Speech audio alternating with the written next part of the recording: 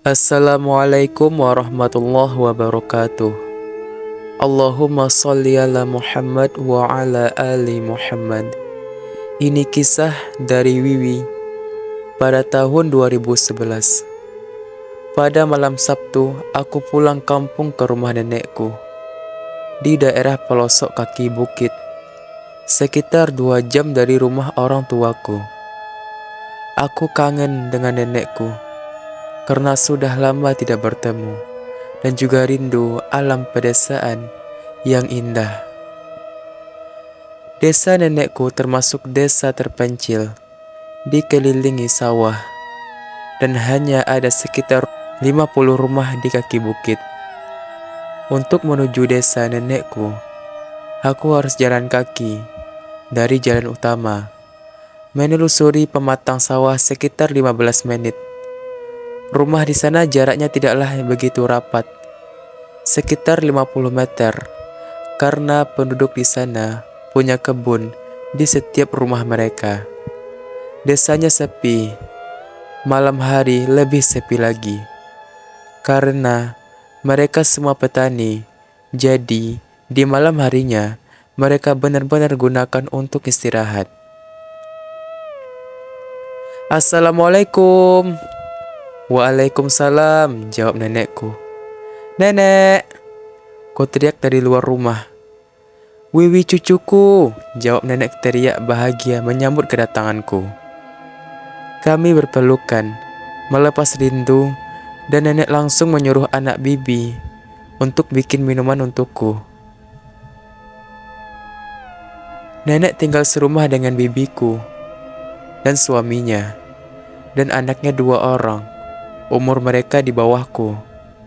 Kami langsung akrab bercerita bersama-sama sambil tertawa. Melepas rindu udah hampir setahun gak ketemu.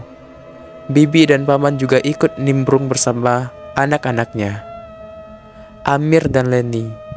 Bahagia sekali rasanya. Ibu dan bapak, apa kabarnya, Wi? Bibi bertanya kepadaku. Alhamdulillah baik, Bi. Ibu dan bapak titip salam buat semua, karena belum sempat datang, karena bapak masih sibuk di kerjaan. Singkat cerita, aku sudah 2 hari di rumah nenek. Pagi-pagi aku terbangun mendengar suara dari musola pakai pengeras suara. Assalamualaikum warahmatullahi wabarakatuh. Inna ilahi wa inna ilaihi rajiun. Telah berpulang ke rahmatullah salah seorang warga kita, Mak Kasuni. Semoga amal ibadah beliau diterima di sisi Allah Subhanahu wa taala. Amin ya rabbal alamin. Assalamualaikum warahmatullahi wabarakatuh. Gak lama aku mendengar orang ramai lewat depan rumah nenek. Ternyata tetangga-tetangga pergi melayat. Rupanya rumah Mak Kasuni, tetangga terdekat nenek yang rumahnya berjarak 50 meter dari rumah nenek. Aku lihat nenek juga udah siap-siap mau melayat. Siapa yang meninggal, Nek? Mak Kasuni, tetangga sebelah. Almarhum udah lama sakit.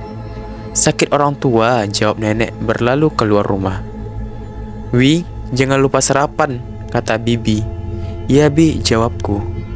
Bibiku berbisik, Mak Kasuni itu dulu dukun ilmu hitam. Meninggalnya susah. Astagfirullahaladzim, jawabku. Semoga amal ibadahnya diterima Allah, jawab bibiku. Amin, balasku. Habis zuhur, Mak Kasuni dimakamkan di belakang rumahnya sesuai permintaannya sebelum meninggal. Karena Mak Kasuni hidup sendiri, jadi setelah Mak Kasuni meninggal, rumahnya tidak ada lagi yang menempati. Desas-desus warga mengatakan Mak Kasuni gentayangan. Mungkin karena semasa hidupnya pernah mengamalkan ilmu hitam. Sebulan udah berlalu, Mak Kasuni meninggal. Suatu pagi, Paman pergi ke kota untuk jual hasil kebun. Sampai sore, Paman belum juga datang. Ternyata, jualan Paman habisnya sore. Akhirnya Paman pulang menuju desa dengan mobil angkutan umum yang terakhir. Hari itu jam 6 sore, sampai di desa jam sudah menunjukkan jam 7 malam. Cukup melelahkan, tapi alhamdulillah habis semua jualannya. Sampai di jalan utama, Paman turun dari mobil dan berjalan menuju desa sekitar 15 menit. Memasuki desa, desa sudah sepi. Yang terdengar hanyalah suara jangkrik di malam hari. Paman mempercepat langkahnya. Dari jauh, Paman melihat ada orang yang menuju ke arahnya. Dipikir Paman, mungkin orang yang tinggal di desa. Jarak Paman dengan orang itu semakin dekat. Ketika Paman hendak menegur, Paman menoleh ke orang itu. Mereka sama-sama menoleh. Betapa terkejutnya Paman. Wajah itu dia kenal sekali. Wajah Mak Kasuni. Sosok yang menyerupai Mak Kasuni menyeringai tertawa, melengking, bikin jantung Paman mau copot. Paman berlari sekuat tenaga dengan berteriak, "Tolong! Tolong!" Karena desa itu sepi dan jarak rumah pun berjauhan, mungkin suara Paman tidak ada yang mendengar. Paman terjatuh, badannya gemetaran, sekuat tenaga bangkit, tapi sosok itu sudah ada di depan Paman. Dengan wajah yang setengah hancur, "Tolong aku!" Sosok itu mendesah. Kaki Paman ada yang menarik. Paman sekuat tenaga berusaha melawan dan membaca ayat kursi. Dan berlari sekuat tenaga menuju rumah. Kelihatan rumah sudah hampir dekat, tapi sebelum sampai rumah, Paman harus melewati rumah Mak Kasuni.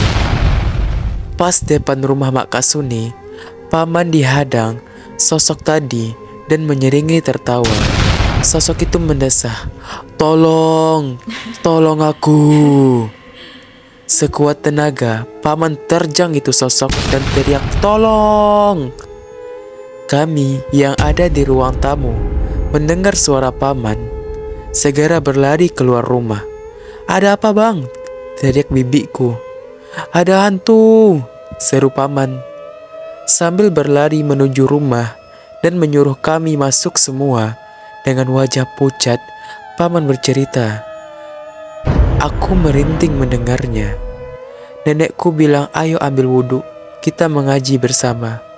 Kita hadiahkan pahalanya untuk almarhumah. Semoga tenang di sana." Semakin senter cerita Mak Kasuni. Gentayangan membuat kampung ini semakin sepi jika sudah masuk malam. Dan tidak mengoyahkan semangatku untuk tinggal lama di desa nenek. Dan banyak keluarga yang sudah melihat sosok Mak Kasuni gentayangan. "Wih, nanti malam habis maghrib temanin nenek ikut pengajian di rumah Pak RT ya," ujar nenek. "Tapi nek, aku takut pulang malam. Soalnya kita bakal lewatin rumah Mak Kasuni," jawabku. "Udahlah, jangan takut. Nanti pulang kita minta tolong anak laki-laki di sana antar kita," balas nenek. "Ya udahlah nek," jawabku perlahan. Habis maghrib, aku dan nenek sudah sampai di rumah Pak RT. Ramai ibu-ibu dan bapak-bapak yang hadir dalam pengajian. Ada juga ibu-ibu yang berbisik, bercerita tentang Mak Kasuni. Azan Isya berkumandang, waktunya untuk sholat berjamaah di masjid. Setelah sholat Isya, kami semua pulang ke rumah masing-masing. Nenek dan Wiwi, biar nanti dia antar sama Surya, Fajar, dan Safri, ujar Pak RT. "Soalnya udah malam, lagian anak-anak itu pemberani, dan anak-anak pengajian," sambung Pak RT. Makasih banyak Pak RT, jawab aku dan nenek bersamaan. Surya, Fajar, dan Safri berumur lebih kurang 23 sampai 25 tahun. Aku pun sedikit malu-malu ketika mereka minta izin kepada nenek untuk mengantar kami pulang. Nenek tersenyum dan mengangguk. Dalam perjalanan pulang, Fajar lebih banyak bertanya kepadaku. Nenek dan yang lain senyum-senyum. Akhirnya kami melewati rumah Mak Kasuni. Tiba-tiba ada bunyi barang jatuh dari dalam rumah Mak Kasuni. Jalan terus, jangan dilihat, ujar Fajar. Tiba-tiba ada suara perempuan menangis. Bikin aku kaget dan memeluk nenek. Nenek bilang, jalan, jangan takut. Nenekku termasuk pemberani. Aku dan yang lain membaca ayat kursi sambil berjalan menuju rumah. Di rumah, Pak RT sudah ada, Pak Ustadz dan warga yang lain berkumpul. Mari kita ikutin Fajar dan yang lain.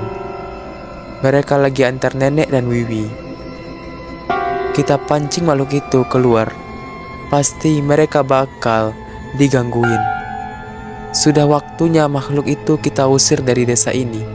Bikin resah warga, ujar Pak RT. Akhirnya, Pak RT dan warga berjalan menuju rumah Mak Kasuni. Pak Ustadz saat itu juga ikut. Kembali lagi ke aku, nenek dan yang lain. Tiba-tiba, sosok putih melayang turun dari pohon depan rumah Mak Kasuni. Nafasku berdebar kencang. Aku melihat sosok nenek-nenek berambut acak-acakan, membawa tongkat, menyeringai dengan wajah mengerikan. Fajar, Surya, dan Safri langsung melindungi aku dan nenek. Jangan dilihat, teriak Surya. Nenekku bukan orang sembarangan juga, nenekku berkata. Apa maumu wahai Qorin? Jangan kau menyebarkan fitnah. Kau bukanlah Mak Kasuni. Sosok itu merangkak menuju nenek, wajah yang mengerikan. Fajar, Surya, dan Safri mulai membaca ayat-ayat suci Al-Quran. Sosok itu terlempar ke pohon, tertawa menggila, bikin merinding. Sosok itu berusaha mengejar nenekku, seperti marah, berputar di atas kami, seakan mau menarik nenekku. Nenekku berkata, tidak ada yang bisa melawan kehendak Allah. Kembalilah ke asalmu, kau bukan Mak Kasuni, teriak nenek seperti menantang makhluk itu. Sosok nenek Kasuni menatap tajam ke nenek dengan wajah penuh marah. Fajar dan yang lain tetap membaca ayat-ayat suci. Tiba-tiba ada sosok tinggi besar berbulu mata merah mulai mengejar ke arah kami. Setiap mendekat, sosok itu ikut terlempar ke pohon karena ayat-ayat suci yang berkumandang. Wahai kau roh yang tidak tenang, tempatmu bukan di sini. Jika kau tak pergi dari desa ini, kami yang akan mengusirmu, seru Safri dengan lantang. Sekarang sosok itu ada 3. Sosok Mak Kasuni merangkak di lantai. Sosok tinggi besar, mata merah, dan pocong yang melompat ke arah kami. Saking takutnya aku, timbul keberanianku. Karena posisi kami dikepung oleh 3 sosok itu. Ya Allah, selamatkanlah kami, aku berdoa dalam hati. Aku pun ikut membaca ayat kursi. Tiba-tiba ada suara ramai yang bikin kami kaget. Pak RT, Pak Ustadz, dan warga sudah mengepung tempat kami. Tangkap, teriak warga. Wahai engkau jin Qorin, janganlah engkau tipu daya kami. Mak Kasuni sudah putus hubungannya dengan dunia. Kau bukalah Mak Kasuni, teriak Ustadz.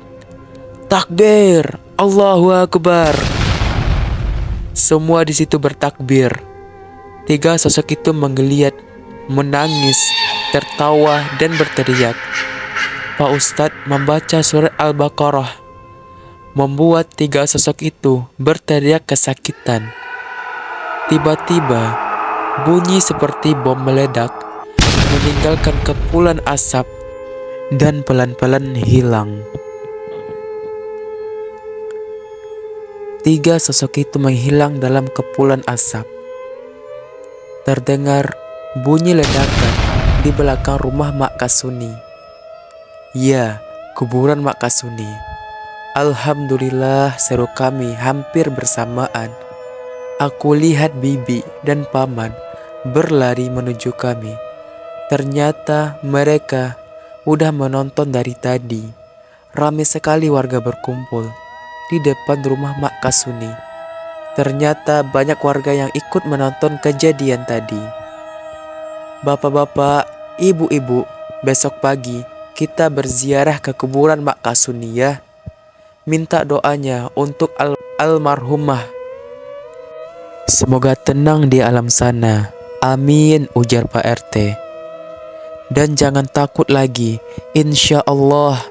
Setelah ini tidak ada lagi jin korin yang mengganggu kita, sambung Pak Ustadz. Amin, alhamdulillah, jawab kami bersamaan. Besok pagi, geger berita, kuburan Mak Kasuni berlubang. Pak RT minta warga untuk menimbun kuburan Mak Kasuni yang berlubang. Alhamdulillah, semenjak itu sampai sekarang tidak pernah lagi ada sosok mengerikan itu. Akhirnya, setahun setelah kejadian itu, aku dilamar Fajar dan kami mempunyai 2 putra, putri, dan aku menetap di desa nenek sampai sekarang. Hampir 10 tahun lebih berlalu. Kejadian itu masih selalu teringat. Terima kasih kepada Wiwi yang sudah berbagi cerita. Semoga bahagia selalu dunia dan akhirat dengan Mas Fajar. Amin. Sekian dan terima kasih. Assalamualaikum warahmatullahi wabarakatuh.